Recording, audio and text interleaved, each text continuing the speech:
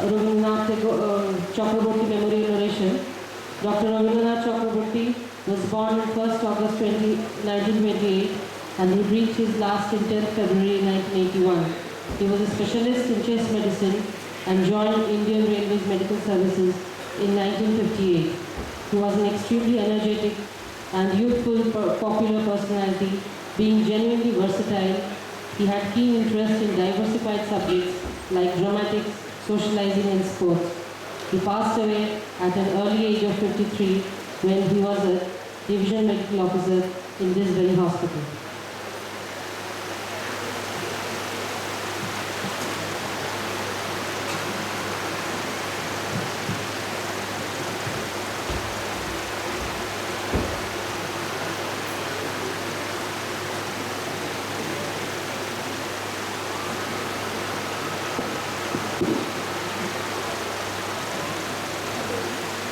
Next topic is by Dr. Boitra. He will be giving oration on Dr. RFSIA Memorial. He was Dr. Boitra. Dr. Boitra passed his graduation from National Medical College, Calcutta. Then he did his DNB in General Medicine, and he has also qualification MRC from England and from Ireland. He is a renowned physician and his specialty is healthcare. And at present, he is attached to Delhi University. And he is senior most leader of the medical consortium founded by him in 2005. He is also a founder member of board of members Academic Ramkrishna Maharaj Function Seva Parishad, and he is also chairman of the housing board and chairman of the inspection board of West Bengal Medical Education. Now I request Dr. Boitra to give this lecture.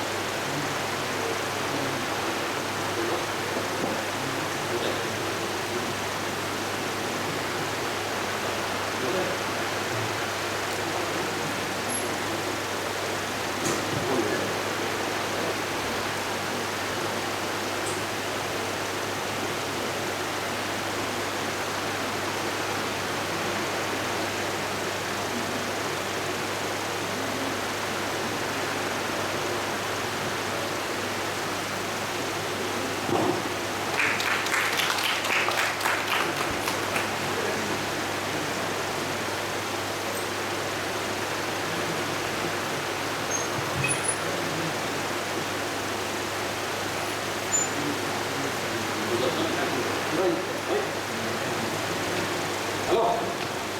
Bye-bye.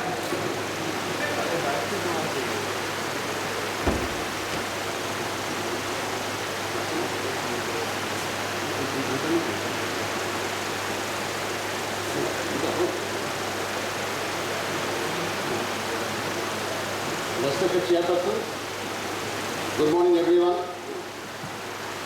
I am really honored to be called to deliver this talk on this prestigious memorial oration. I was enjoying the topics that were discussed just in the previous session. Well, I must say that there will be a departure about the content of the topic. It's slightly departure from the medical topic. I will be talking about the ethical aspect that we are confronting in our day-to-day practice. That is matching cost with quality in our day-to-day clinical practice, not only in IT but also in general medicine and surgery and anesthesia. This is a burning topic we are discussing all over India. So I thought I will touch upon these contentious issues in this talk. Now I have selected the problems in ITU because I have been mainly a physician working in ITU. So I thought I will focus on ITU problems, but it is representative to all other departments as well. Now how does ITU work? We all know that in the early 50s, in Copenhagen, there was an epidemic of poliomyelitis. And at that time, the anesthetist Dr. John Dixon found that if these patients were suffering from paralysis, were segregated in a part of the hospital and were treated with a special monitoring room with the help of sister and the doctors, they found that the prognosis of those patients are much better compared to those who are treated in general ward. From there, the concept of critical care medicine cropped up. At that time, the sophisticated ventilators were not there. They were using a very primitive ventilator at the time, but that was the beginning of the modern critical care. What was found, the patients treated in a particular part of the hospital with intensive monitoring facilities, particularly the respiratory functions, can improve prognosis.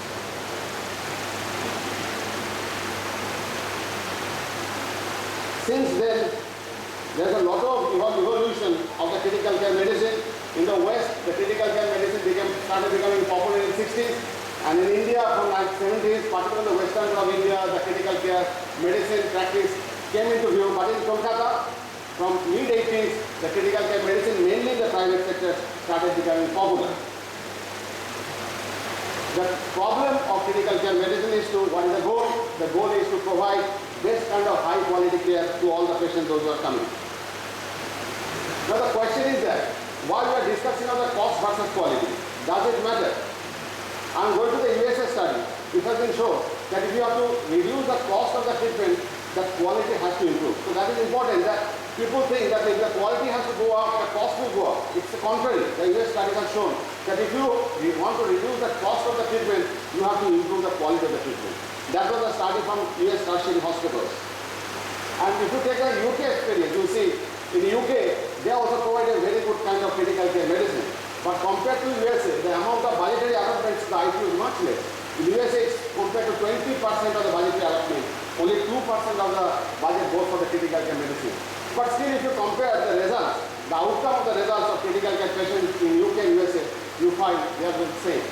So what does it indicate? It indicates that if there is a cost constraint, you can streamline your treatment and you can offer your treatment best kind of treatment to your patient. Now let us come how we evaluate critical care patients in our critical care units.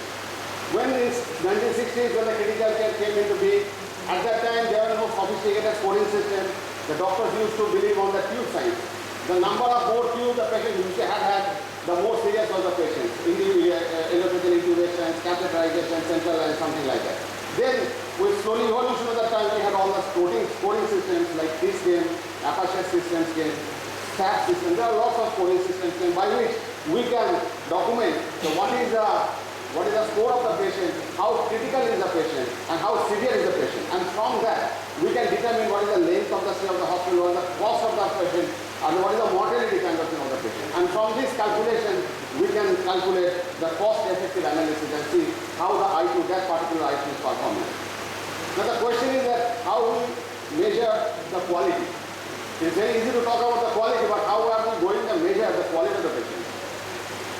Royal College of Physicians of England, they have found 241 metrics by which they have suggested that we can measure the quality of the patients. Let us take one by one. Policy of admission. How a patient is selected to be admitted to critical care. There have been 4 stages of admission. Level 0 of the patient, those who are general patients, they can be treated jolly well in the ward. They are called level 0. Level 1 kind of patients, they can be treated in the ward, but with the help of critical care specialists, those who come in the ward and give advice, but they still can be treated in the ward. Level 2 patients, they are having organ failure, but one organ failure, maybe kidney failure, maybe lung failure. These kind of patients may be treated in an intermediate ward, what we call high dependency unit. And finally, level 2, where there is multi-organ failure, maybe patients having renal failure, respiratory failure, cardiac failure, more than one organ failure, they have to be treated. They may be treated. They have to be treated in critical care. So there are 3 or 4 levels of care, starting from level 0 to level 2, where with multi-organ failure, the patient has to be treated in critical care. One organ failure can be treated in high dependency unit, and rest of the patients can be jolly well treated in the general ward. But we see what happens in our Indian scenario. We are getting patients admitted in the ICU at the drop of the hat. Somebody having malaria or typhoid, little bit of fever, little bit of dehydration, without any organ failure. Our doctors, we do not have any confidence in general ward patients. We are putting these patients in the critical care. And we all know these critical care beds are quite expensive. These patients, actually, they qualify to be at level 0, level 1 patients. So these are kind of things you have to find out the criteria on which basis the patient has to be treated in either ICU or high dependency unit. Unfortunately, there is no specific guideline in our country. So majority of the patients, those who do not qualify for ICU patients, they are treated in ICU with increased cost. In this regard, I will talk about the concept. This is not a new concept, old concept. It has been validated in Australia and America, Australia and UK. This is known as early warning system. What this system suggests? They are telling that when the patient becomes decompensated, sudden cardiac arrest, sudden respiratory arrest, sudden renal failure, they do not happen suddenly. Our body's homeostatic system gives enough warning for 10 to 12 hours before that, by way of certain derangements on the certain parameters. That means pulse rate would go up, blood pressure will be low for some time, urine output will be falling, and sensorium will be deteriorating. So if in the general ward we have this coding system of by measuring the simple parameters like pulse, blood pressure, urine output, sensorium, we can make a score and see, we can predict that this patient is going to deteriorate in next 5 to 6 hours time. This is known as early warning system, and it does not need any sophisticated investigation. It is a simple parameter that a nurse can measure that one. And by measuring these parameters, a doctor and a nurse can say, all right, this patient might deteriorate in the middle of the night. Why not transfer this patient to the ward or to the high dependency unit? Or why not give an inotrope in the ward? Or why not give a fluid therapy in this ward? And by that way, you can prevent sudden cardiac arrest. Sudden cardiac arrest, except in the case of myocardial infarction, doesn't happen suddenly. The patient's physiological parameters give enough warning over the last 5 to 6 hours time. And if we can catch up that by measuring the simple parameter, we can predict this patient is going to have a disaster in next few hours time. And immediate measurement, simple measurement, just giving fluid, just giving blood pressure raising medication can avert a problem. A lot of times we see the I2 doctors are called in the middle of the night, the patient has suddenly crashed, there is no urine output, nothing, and the patient was transferred to the I2. And if you go to the backward report, you see the patient was having low blood pressure for throughout the day. Nobody has cared for that one.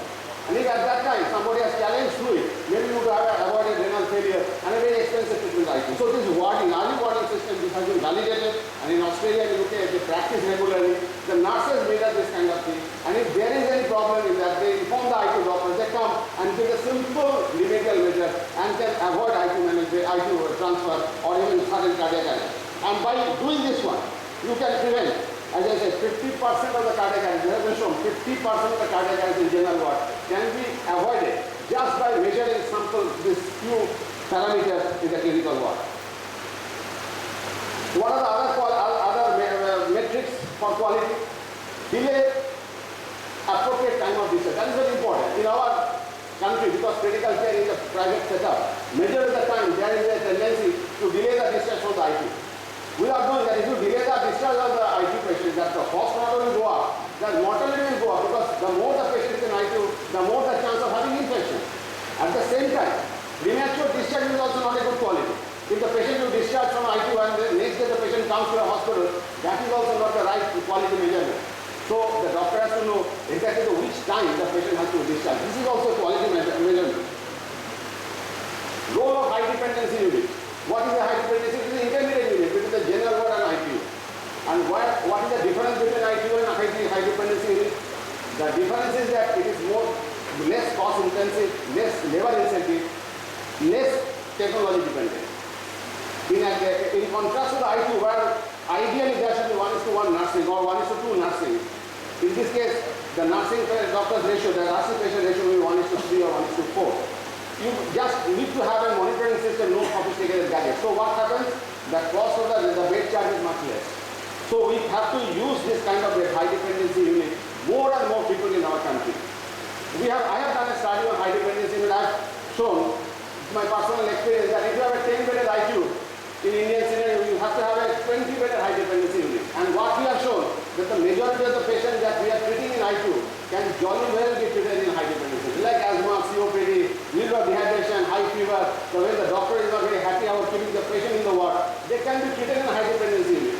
And high dependency unit bed charges, if you are consent here, is nearly half to that of an ICU.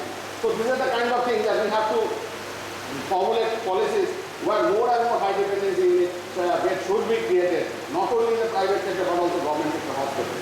Whenever in the hospital I work, when I see the patients, I always impress that yes, you have made a 10-20 bedded ICU, but at the same time, you have to have a double bedded high dependency unit. That is for the benefit of the patient. Because the majority of the patients, those who are treating in high ICU, they do not qualify that. They can jolly well be treated. If the doctor is not happy treating the patients in the general ward, they can jolly well be treated in high dependency unit. And it has a cost implication. The cost immediately goes down.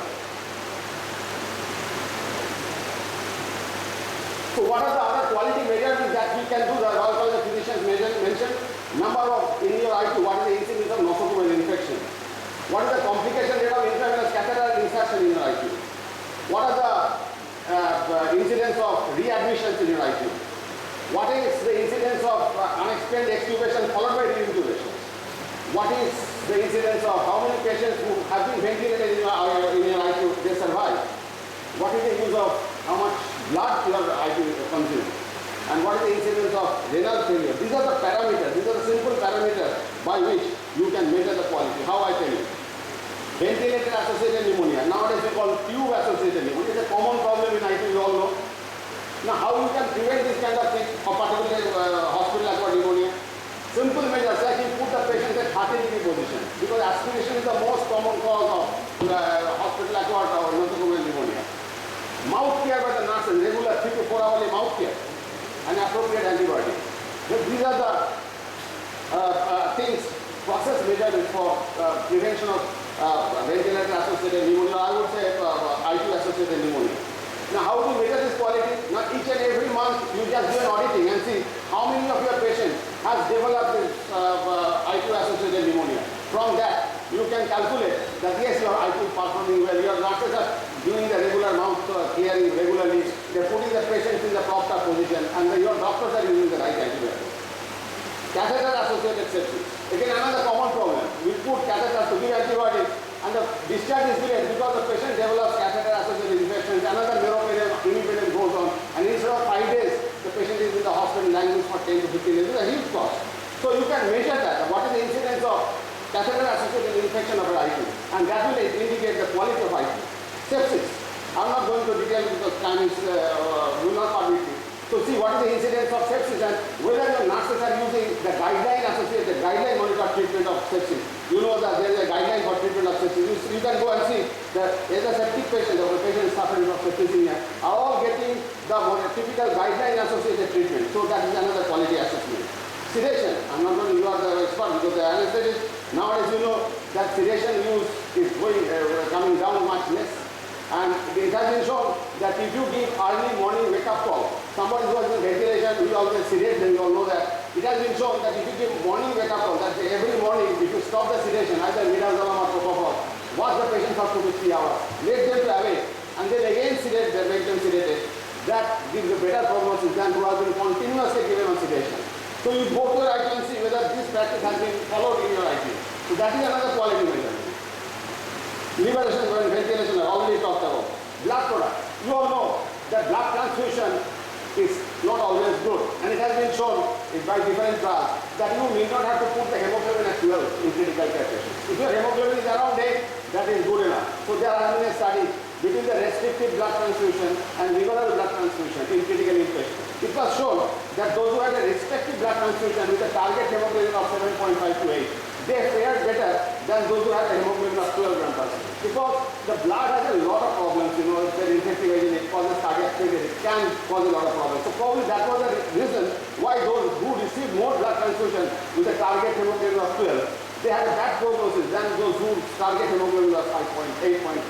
Of course, there are certain exceptions. Somebody who is bleeding, you have to give them blood. An elderly patient with cardiac ischemia, you have to give them the blood to put the hemoglobin at 10%. So you see what is the amount of blood transfusion in IQ and what your IQ doctors they are targeting the hemoglobin. If they are targeting at 8 or targeting 10 or targeting 12, that will also give a quality measurement whether your IQ doctors are following the guidelines.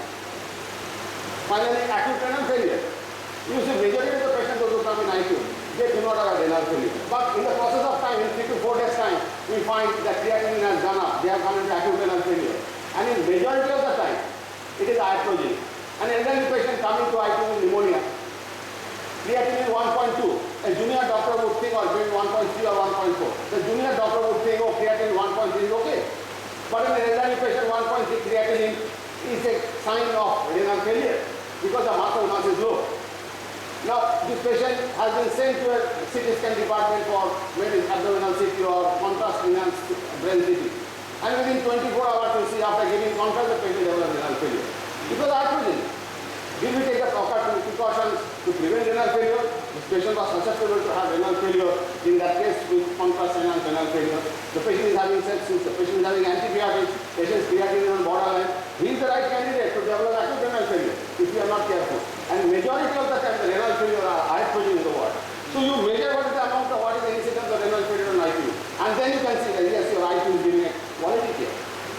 So these are the few metrics that are discussed. Then antibiotic stewardship.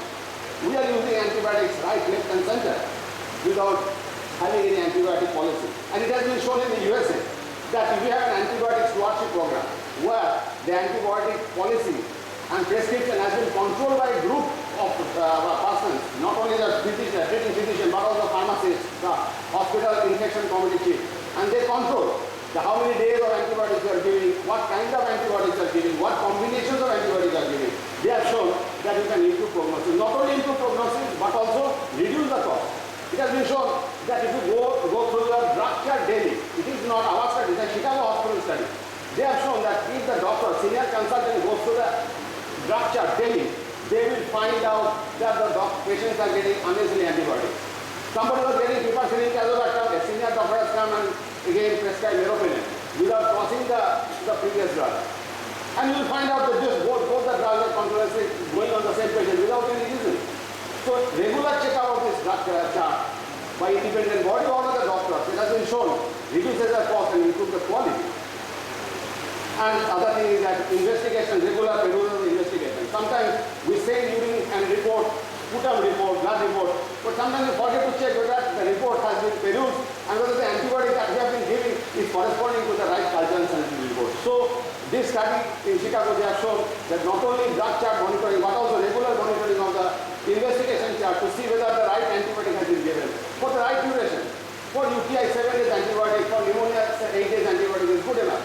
Sometimes the antibiotic goes on for 15 days without any rhyme or reason. So regular supervision of this chart and investigation chart has shown that it improves the quality as well as the reduces the cost. Human errors. Who are human? We all make mistakes. And this is an Israeli study.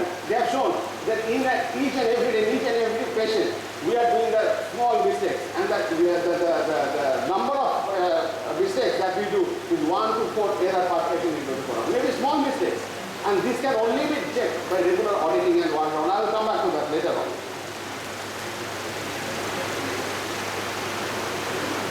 End of life care. This is a very contentious issue, particularly those who are working in private sector hospital like you.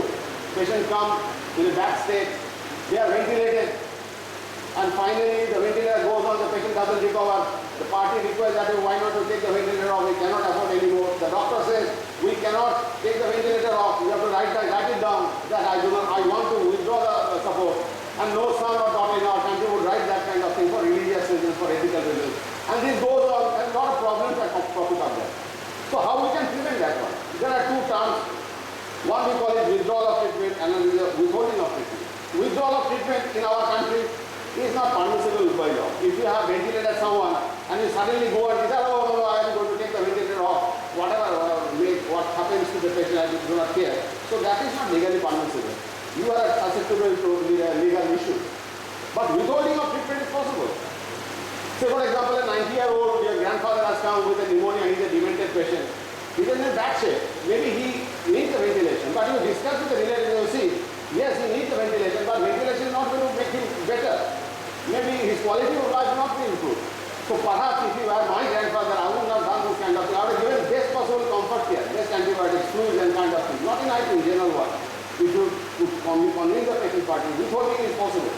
And by proper communication, we can avoid a lot of problems. So these kind of problems are cropping up every day, and it is spilling up in the newspaper, it's spilling up in critical in all the TV media. And this is preventable. So withdrawal is not possible. How is it possible? My father has been ventilated. Yes, first day the doctor said, doctor, do you want to ventilate? I said, yes, all right, do whatever you like for my father. After 24 hours, when the bill comes to 1 lakh, I say, doctor, can you not stop this one? Then the doctor says, oh, you write down in the paper, then I want to withdraw the ventilation. No son in our country would do that. And from there, all the problems crop up. So communication with the patient party is very important. Withholding is impossible. If you can withhold the kind of treatment, we regularly withhold the patient. If patient is terminally patient, cancer patients who come to our hospital, to our care, we always counsel them. You see, yes, ventilation can be done, meropenem can be given, but it's not going to improve. Anyway, this patient is going to survive for another 3 to 6 months.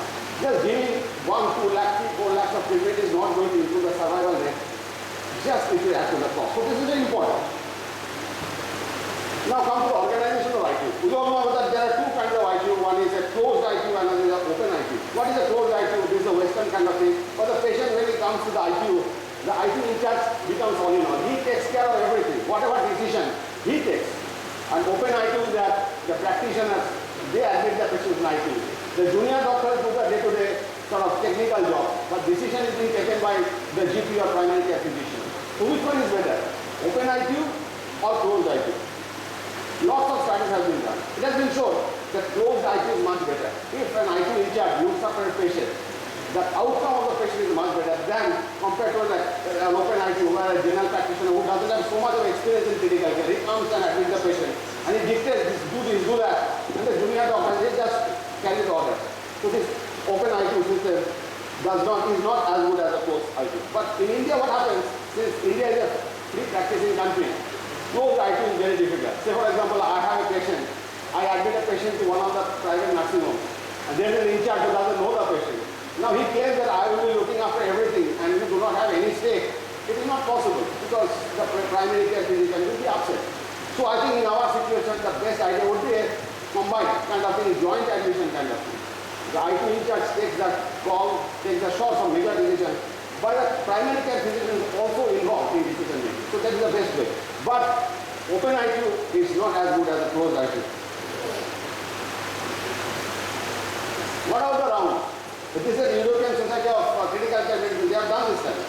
They have shown that instead of one round by senior consultant, if there is a 2 round, every day 2 daily ward rounds by senior consultant, that improves prognosis. This is a very important kind of thing. 2 rounds, not by juniors, by a senior consultant in ITU, that improves prognosis in account of hospital cost, hospital stay, post-operative complications. So this we have to ensure that a senior doctor at least, no matter whether the same person, maybe 2%, at the senior level, 2 rounds has to be given. It has shown in the clinical trial that it improves not only the complications in hospital stay, also the cost. Obviously, if your hospital stay is less, your cost will come down. Now, another contentious issue, drugs and cost. As the majority of the patient comes into a private hospital, yours is different, yours is a government setup. In a private hospital, the majority of the time, the patient has a bill, 30% is from the drugs, and majority of the time, very high cost drugs. Now, how we can control that? It's very difficult. Price capping? Yes, some of the drugs, price capping can be done. Blanket capping, that is a big decision. Price control is another one. Another is if you increase the list of essential drugs. There are 72 drugs which is in the essential list. The cost is very less. So are we aware of what are those essential drugs? Famotidine is a drug, it's an essential drug, it's a very cheap drug. We do not use famotidine. We are using high flow, maybe proton pump inhibitors. Maybe sometimes they are needed. But for common man, bread and butter, famotidine is good enough. And the drug companies, they do not promote. Why do not promote? Because that is a drug under the essential list drug. And they do not have any much profit. So we have to see whether we can increase the number of drugs in the essential list commodity so that the cost comes down. Another very contentious issue, branded versus generic. This controversy is going on. So branded or generic? Obviously, the branded drugs, they are at least 3 to 4 times costlier than the generic. And in our country, there is a tendency to prescribe the branded drug, and that increases the cost of the treatment. And there is a lot of controversy going on. Even the ministers are coming into this kind of, they are making films against the doctors and kind of thing. What is the UK experience? The UK experience shows that in any hospital pharmacy, the amount of cost for the branded drug is 80%, but for 20% of the total medicine is branded, but the cost is 80%. So this is important. So the branded drugs may be good, but they are very costly. So how can we avoid this problem? Now government, the government is trying to increase the number of government-sponsored drugs where they will use good generic drugs, where the quality has been assured by proper testing, pH and bioavailability from big companies. And these drugs will be in the market at a much lesser cost. So this is a contentious issue, and I think the government of the Rajasthan government has done quite a lot of work on this one, and they have shown that through government hospitals, these drugs can be dispensed at least 1/4 of the cost. Meropenem 2,000 rupees, and now they are giving Meropenem 200 rupees, good quality Meropenem, where the bioavailability has been tested, the pH has been tested. So I think these are the things where for the pure common people, if you can do this, generics are good provided the quality has been assured. If you can make them popular, I think that will definitely reduce the cost of the treatment to a great extent. Well, those who make a branded quality, they say, all right, the generics, they have a lot of impurities in the product.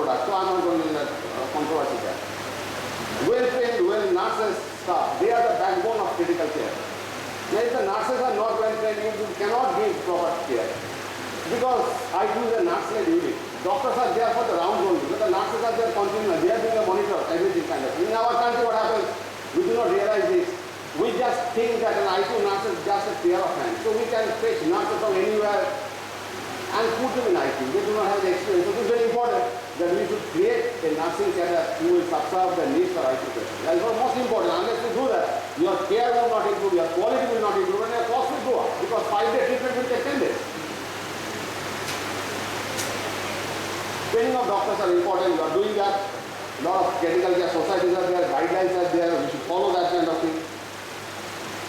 Information technology is very important because we have to get all the information that's happening, and particularly in our country, in the districts and in sub-divisional hospitals and rural areas, you may not have critical care specialists all the time, but online critical care from where through telemedicine you can have advice, you can have suggestions from IT.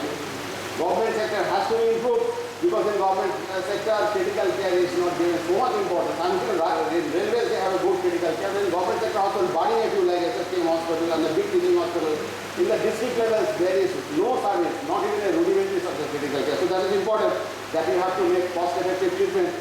We have to improve the government sector critical care and so that the private sector just do not flourish in that sector. The role of insurance is a very important kind of thing. We should make available insurance for all the kind of patients because critical care treatment is very costly. Particularly this national insurance scheme, the government insurance scheme, they have a good scheme for the elderly populations and for the marginalized population. So unless the people are not aware of this kind of thing. So if we, the doctors, if we make this kind of insurance scheme, particularly government insurance scheme, more popular, so that a lot of problems, at least small problems, can be sorted out. Now comes the question of doctors and managers and the leaders.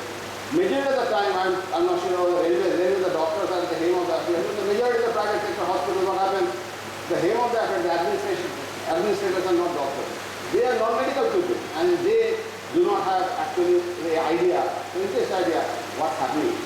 And the doctors are frustrated because they want the things to go one way and the administrators want it to go the other way. So the important is that the doctors should come as a manager. Doctors should give a leadership kind of thing.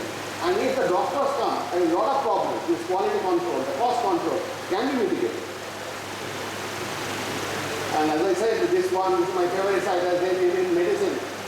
To provide the best kind of medical care, it's not the knowledge. Knowledge is fine. Knowledge, we have to have the knowledge. We have to be competent.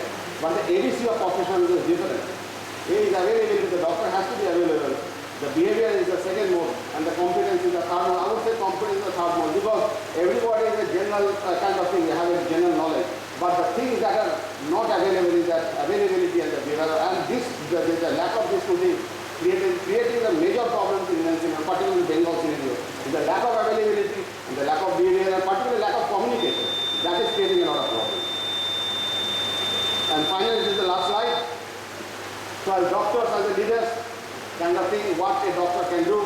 Doctor, when they lead, the doctor leads a kind of health service, they can prepare themselves, they can make themselves more, they can work with integrity, they should make a team spirit, with the spirit of working with others, they develop a network with working with other people. They should have managerial skills, they should have vision, and if they can combine all these kind of things, I think we can deliver our healthcare service, a very high quality healthcare service at an affordable cost. And for that, doctor has to come as a leader and as a manager.